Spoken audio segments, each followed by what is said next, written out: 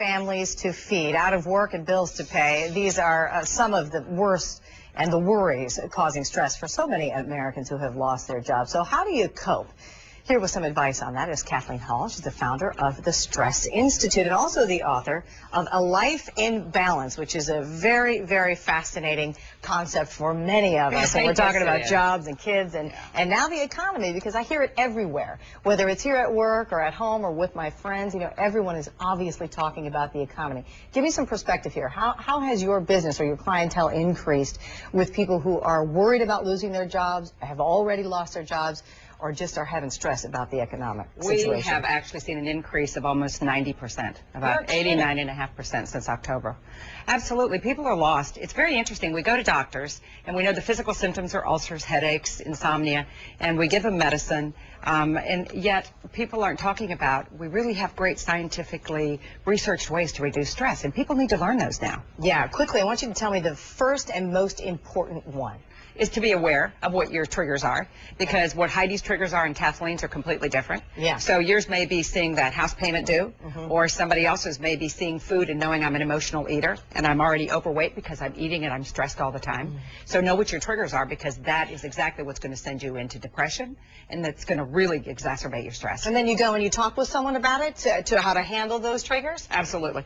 And again, if you need counseling, go to you can check out synagogues, you can check churches, you can check out temples. They have pastoral care centers. You can also check out hospitals. They have chaplaincies and different people. So there are all kinds of ways that if you can't afford help, that you can get some help. Okay, and there are a lot of things to talk about with regard to strategies as well. Absolutely. And I know you sort of have a four-pronged strategy, and the acronym is SELF. And I want to get to that, but it's going to take us a little while. So stick around, bear with me, because we are waiting on the president. Let's get back to this four-pronged strategy now. SELF is the word that we saw on the screen. The S stands for serenity. What do we mean here? What happens is our bodies are really a bowl of chemical soup, so we're producing all these stress hormones. You immediately need to know how to lower your stress hormones. Okay. So one of the ways is to learn serenity practices. That can be yoga. That can be deep breaths. Look how good she is. That can be positive. Make sure positive affirmation. We have great research that shows just saying, I am strong, I am resilient. If you're religious or spiritual, say something very meaningful to you. It brings you back home to yourself. Okay, and exercise is the E.